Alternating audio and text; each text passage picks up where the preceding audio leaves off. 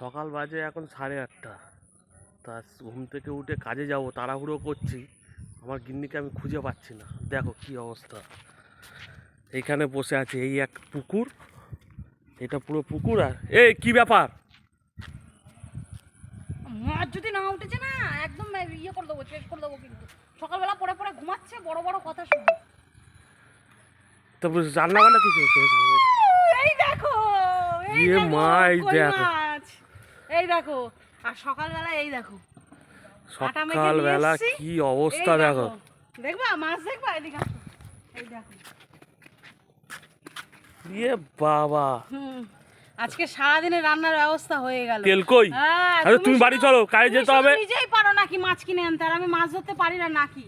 হ্যাঁ, সব সময় একদম বেশি কম কথাবার্তা। তুমি তো ঘুমাচ্ছিলে, আরে কাজে যাবো তো। আমি কি করব?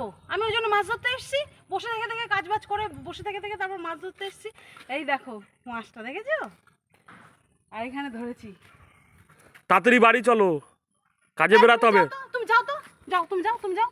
সরো ওখান থেকে, সরো।